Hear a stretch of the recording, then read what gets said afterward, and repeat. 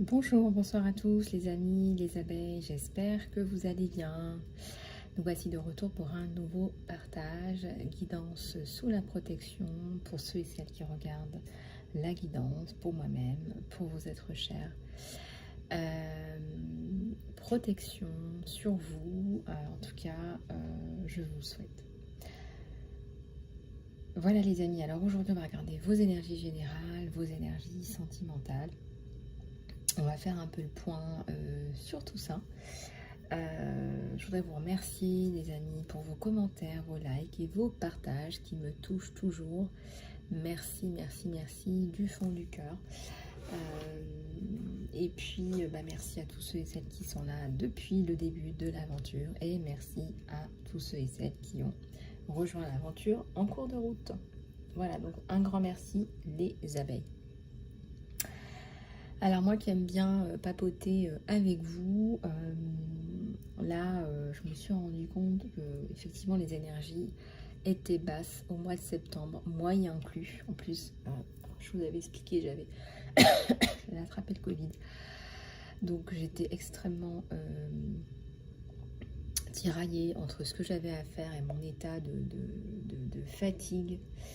Et c'est vraiment, c'est un virus qui pompe énormément d'énergie sur tous les niveaux, je vous raconte pas.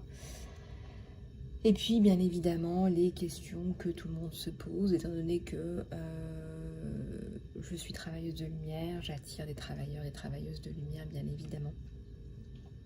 Et je partage avec vous, je sais qu'on passe tous et toutes par des choses, des événements, et la question qu'on peut se poser, c'est est-ce qu'on est là pour souffrir ?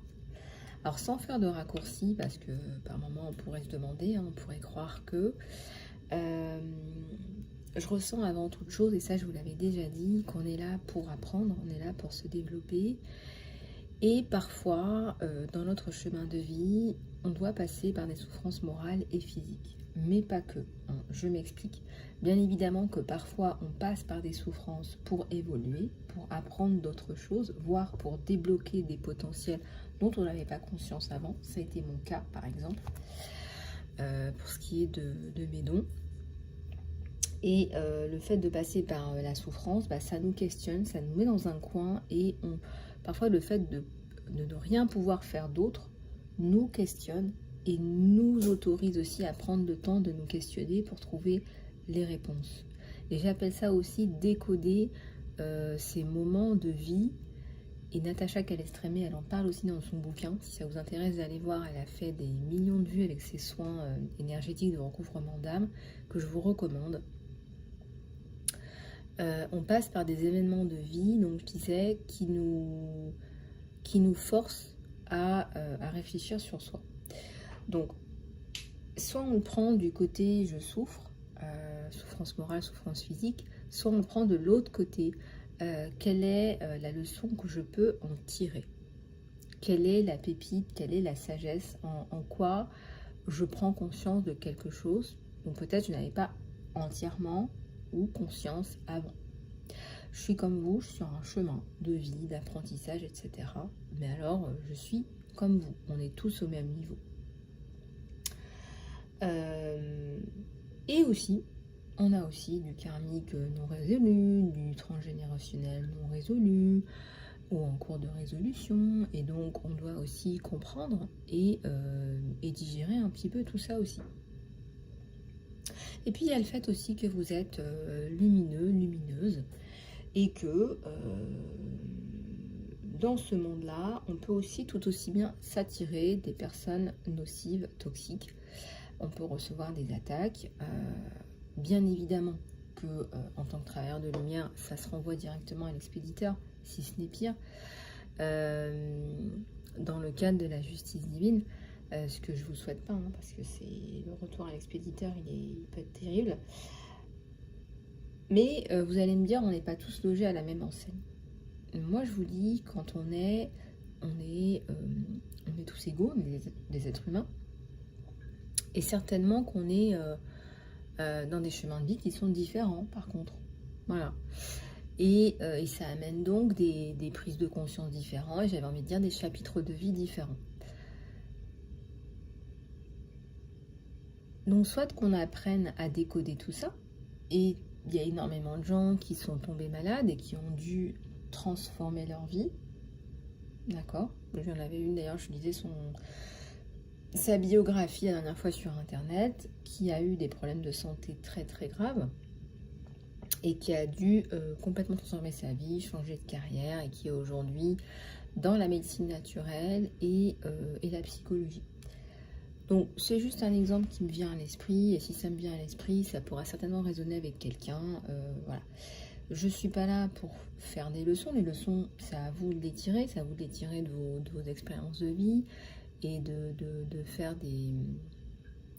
Comment dire de tirer les leçons, de prendre les décisions aussi en fonction de ce que vous ressentez. Parfois, la vie nous met dans des coins. C'est pas qu'on nous met au coin, c'est pas une punition. On nous met dans des coins pour qu'on ne puisse pas faire autre chose que de résoudre cette problématique-là, qui vous revient, qui vous reviendra si vous ne voulez pas la comprendre, la transmuter. Voilà. On est aussi là pour faire de ce monde un monde meilleur en fait. Chaque fois, imaginez-vous que vous transmutez des blessures, vous guérissez votre famille directe autour de vous. Et ça, c'est un cadeau merveilleux pour les personnes qui vous entourent. Je pense par exemple à des mamans qui auraient des enfants avec des problématiques de dyslexie, des dysfonctionnements, etc. Le fait de prendre ce temps pour un enfant, ça permet de guérir les autres enfants, ça vous permet de vous guérir aussi vous-même. On devient meilleur en fait. Il n'y a pas une expérience de vie qui ne vous fait pas développer quelque chose, si vous regardez bien. Le problème, je pense, à la base, c'est qu'on nous dit que tiens, t'as pas regardé la petite maison dans la prairie, tout va bien, tout se passe bien, il n'y a pas de période de famine, même quand il y a des périodes de famine, c'est la petite maison dans la prairie, hein, tu sais que tout va toujours bien se finir et bien se passer. Donc si toi, tu es en face à des tsunamis, tu vas pas comprendre parce que tu vas te dire, moi on m'a vendu ça et j'avais acheté ce package-là jusqu'à ce que j'ouvre les yeux sur la réalité de la vie. Il y a aussi la réalité du monde où on vit, donc vous savez très bien dans quel monde on vit. Vous savez très bien que c'est devenu de plus en plus compliqué pour beaucoup de personnes de vivre. Je vous parle de famine parce qu'il y a des pronostics, hein, malheureusement, il y a des personnes qui vivent largement en dessous du seuil de pauvreté, hein, mais quand je vous dis, voilà, si on imagine qu'il y a une échelle entre les gens, même si j'aime pas dire ça, malheureusement, c'est la société qui veut ça, même si d'un point de vue de la spiritualité, c'est pas du tout comme ça que j'envisage les choses, mais il y a des gens qui aujourd'hui risquent de se retrouver dans des situations très catastrophiques, parce qu'elles comptent sur les aides, les dons, et que si on leur enlève ça, elles n'auront pas 30 € à sortir par semaine pour faire leurs courses, par exemple. Et c'est horrible de se dire que dans un pays comme la France, qui est un pays quand même d'aide, social, de partage, c'est quand même un pays qui était pendant longtemps l'exemple. J'ai peur, et c'est avec beaucoup de tristesse que je le dis, c'est que j'ai peur que certaines personnes se retrouvent, qui étaient peut-être à la limite, qui se retrouvent en dessous du seuil de pauvreté, voire qui doivent trouver, je sais pas, des solutions pires qu'alternatives. Ça fait quand même plusieurs années qu'on vous dit de créer vos réseaux d'alimentation parallèles. Je sais pas ce que ça veut dire exactement. Moi, ça fait longtemps que j'ai quitté la France, mais ça m'a toujours intriguée. Mais en fait, je pense que c'est pour ça. Quelque part, on vous encourage à trouver des solutions peut-être d'auto-approvisionnement. Il y a beaucoup de gens qui se mettent à faire de la permaculture.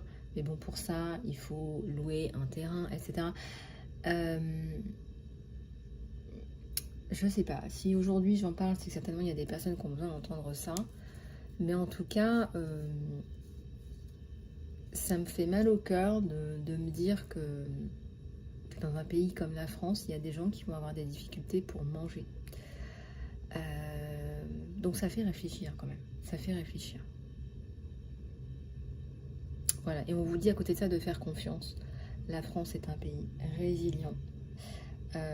On est résilient. Quelque part, c'est dans la nature humaine. Je pense que c'est dans la nature humaine et il faudra du temps pour se relever, mais je ressens qu'il y a beaucoup de résilience qui va émerger. Et on me montre des petites abeilles qui butinent et qui trouvent des solutions. Alors, butinons pour un monde meilleur. Il y a tellement de choses où il faut être vigilant. Hein. J'en parlais hier avec une amie au niveau de l'éducation. Bah oui, ça fait peur. Ce qu'on va faire ingurgiter à nos enfants. Oui, ça me fait peur aussi. Voilà, vérifiez bien que dans l'école de vos enfants, il n'y ait pas des programmes qui heurtent la sensibilité des enfants. Parce que les enfants eux-mêmes risquent de se plaindre. Je vous explique, hein, c'est même pas les parents, c'est les enfants eux-mêmes qui vont se plaindre du contenu offensif. Donc voilà, je vous le dis. Nos enfants sont plus éveillés que nous. Beaucoup plus éveillés que nous, vous ne pouvez pas vous imaginer. Leur mission, elle est hyper intéressante et ils vont déjà la mettre en place, ils ne vont pas tourner autour du pot comme nous. Et nous, on est là aussi pour les aider, pour les guider et pour leur faire, pour leur mettre, voilà, pour leur faire le terrain, pour déblayer un petit peu tout ça pour eux et être là pour eux, quoi.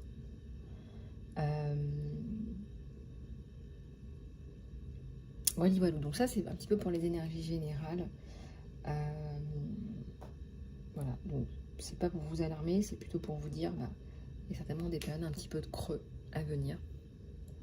Mais je ressens énormément de résilience qui émerge. On va prendre celui-là un petit peu pour les énergies générales. On me parle encore du succès dans vos énergies générales, donc voilà, il me parle de paix aussi derrière. Je vais regarder ce qu'on me donne pour vos énergies générales.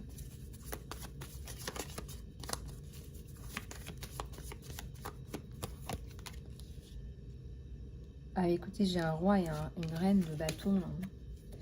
Donc certainement que vous êtes passionné, que vous êtes relié par une passion.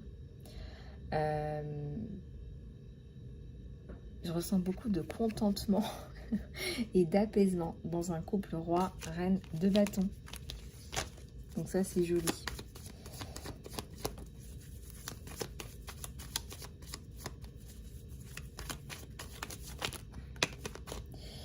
Alors, qu'est-ce que j'ai? J'ai une papesse qui aide les gens. J'ai la fin regardez, j'ai la fin des coupures avec peut-être 2 personnes toxiques autour de vous. Donc, on remplace par des énergies beaucoup plus lumineuses. Regardez. Des énergies plus solaires, plus ensoleillées, plus dans l'amour, la compassion.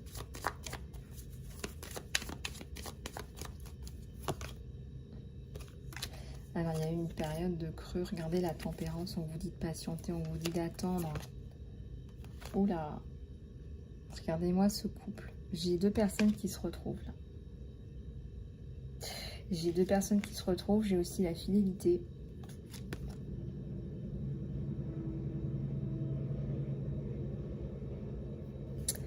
Après une période de tempérance.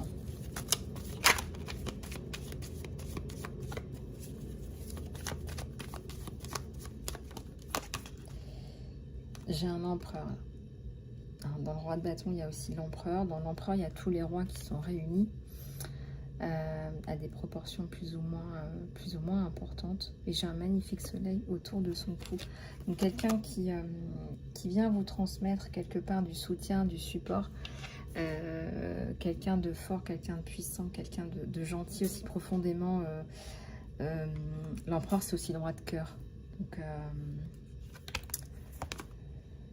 l'empereur, c'est aussi le roi de cœur. Fin des complications, fin des difficultés, j'ai la bénédiction. J'ai la bénédiction sur un couple, là.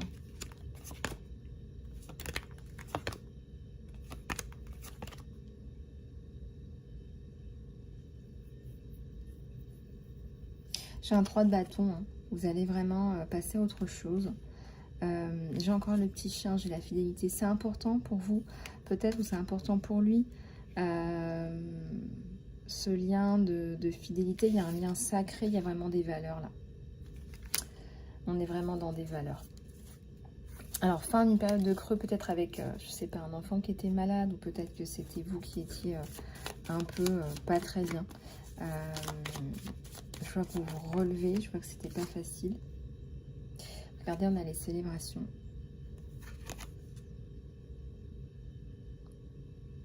On vous reconnaît à célébration. Célébration, c'est la célébration de l'union aussi.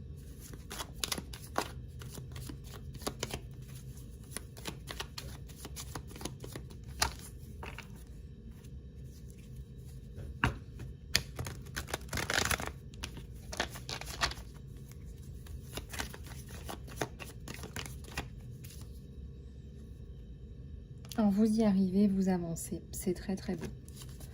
Donc là, vous y arrivez, vous avancez. Regardez-moi ce couple sacré. Ce couple sacré, cet échange de coupe, je sens que vous allez vers votre bonheur. Et ce qui me réconforte et ce qui me fait chaud au cœur, c'est que vous vous soutenez mutuellement. Voilà, on porte les gros sacs ensemble. Hein, c'est quelqu'un qui fait beaucoup pour vous. Vous êtes aussi là pour lui. Vous avez envie d'être là, voilà, vous partagez tout ça, vous partagez ce chemin ensemble. On est dans des énergies générales et le sentimental sort immédiatement. J'ai un jeu qui est tombé. J'ai un jeu qui est tombé. Bon, c'est pas grave. J'irai le chercher après. Voilà, je sais pas si on va prendre d'autres cartes. La fin des, je sais pas, la fin des patates. Regardez un petit peu comment ça vous parle.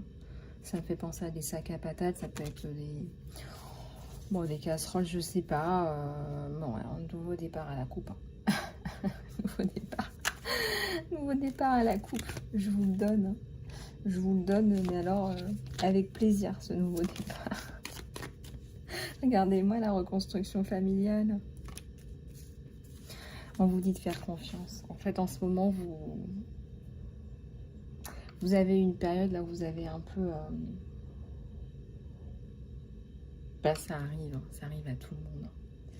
Regardez, on a deux personnes qui sont, mais même dans les mêmes niveaux énergétiques. Là. On est dans le partage, dans l'aide, dans le soutien. On est vraiment dans des échanges de couple. Vous vous regardez, n'est-ce pas? J'ai la célébration. Fin des tierces toxiques, là, il y avait des tierces, là, des trucs pas intéressants. Bah ouais, c'est pas intéressant. Tu me cherches quoi, là? Tu me cherches l'époux? Tu veux que je te cherche l'époux? Voilà, on a tous des casseroles. Moi, si je commence à aller chercher les casseroles des uns et des autres, ça va faire pas que des casseroles, à mon avis. Fin des tierces, c'est même pas intéressant de le mentionner. Il n'y a qu'une toute petite cartoonette qui évoque ça. Le reste, c'est vraiment la célébration de votre amour. Moi, je vois plein de petits cœurs autour. Regardez la bénédiction.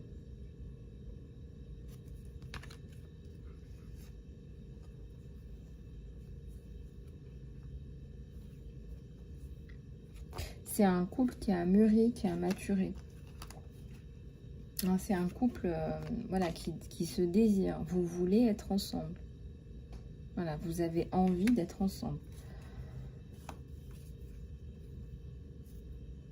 Je ressens que ça coupe aussi avec l'ancien. Vous savez qu'il est temps de couper avec l'ancien, ça vous le savez. Ça, vous savez qu'il est temps de couper avec l'ancien, c'est important pour vous. Et de toute façon, vous êtes sur de nouvelles énergies qui sont vraiment, vraiment très, très, très, très belles. Donc là, on vous dit fin des énergies toxiques. Peut-être que vous avez coupé avec tout ça. Et vous allez pouvoir vous retrouver ensemble. J'ai encore la faucille que je viens juste de tirer là sur le dessus. ça coupe, hein. C'est la fausse et ça coupe, hein. Voilà, c'est la mort. Je viens de voir aussi la carte de la reconstruction. Certainement que vous avez des projets, hein. Certainement que cette personne, cet homme, hein, a des projets. Certainement que cet homme envisage, on a vu le 10 de denier, de faire sa vie avec vous.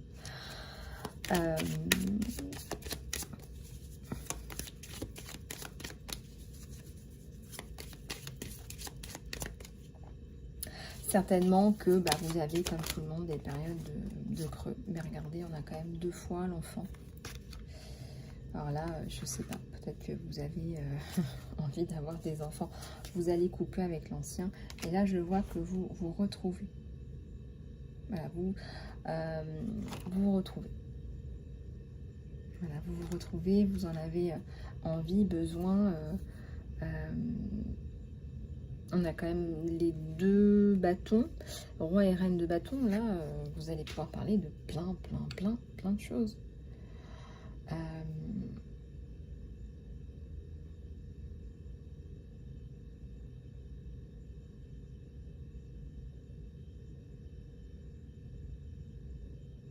Je pense que ça va lui faire énormément de bien d'avoir quelqu'un de confiance. Vous allez pouvoir couper avec des toxicités aussi, là on me parle. Et couper, c'est un bien grand mot, hein. Ça pousse pas, ce sont des personnes stériles. Voilà, il n'y a rien à en tirer, hein. Il y a des gens qui n'ont rien à faire, hein, dans leur vie.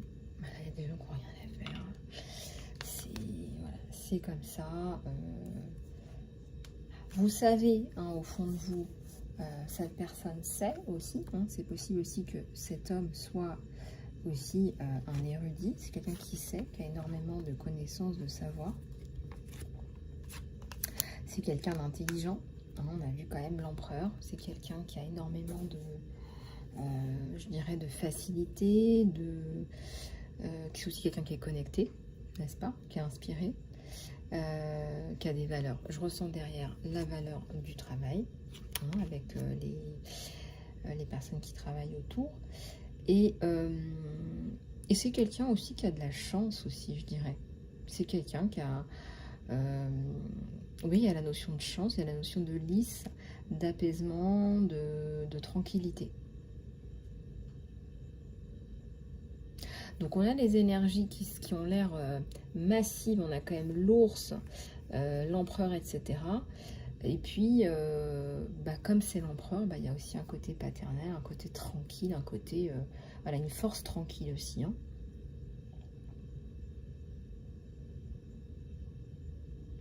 Voilà, donc on a un cœur, un seul cœur, voilà, les coupes, c'est un seul cœur avec de magnifiques ailes. On a des personnes qui sont... au même niveau, qui ont les mêmes aspirations dans la vie, finalement.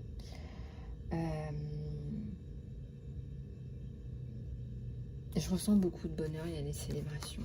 Les célébrations, c'est comme si, voilà, vous allez célébrer, vous allez célébrer ce lien, en fait, tout simplement, je cherchais le mot. Vous allez célébrer ce lien. Il y a le succès. Profitez-en, voilà.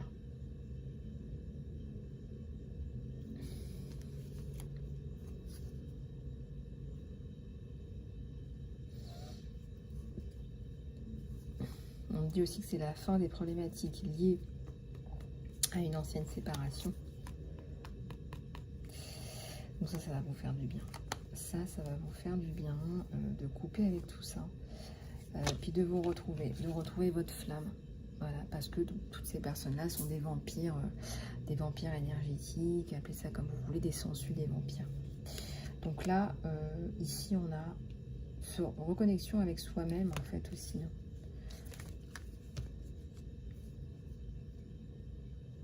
Voilà, donc on ressent que vous vous entendez bien.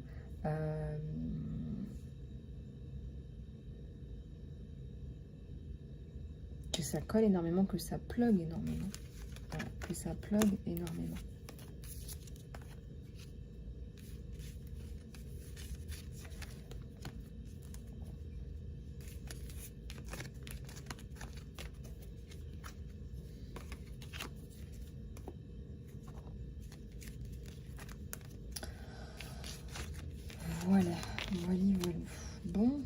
bon, je range mes cartes. Si vous souhaitez une guidance personnalisée, les amis, n'hésitez pas à me contacter sur mon email. Voilà, n'hésitez pas. Et puis, je reste à votre disposition pour les soins, le coaching en fonction de vos besoins. Si vous souhaitez une guidance, n'hésitez pas à me donner par avance des informations un petit peu. Si vous souhaitez une guidance plus précise, plus c'est précis, plus j'ai des réponses précises à vous apporter. Quoi vous dire de plus? Vous avez toutes les informations dans l'encart sous la vidéo. Et puis, voilà, n'hésitez pas à me contacter. Je vous souhaite tout le meilleur, les amis. Prenez soin de vous et de vos familles. Je vous embrasse et je vous dis à très bientôt.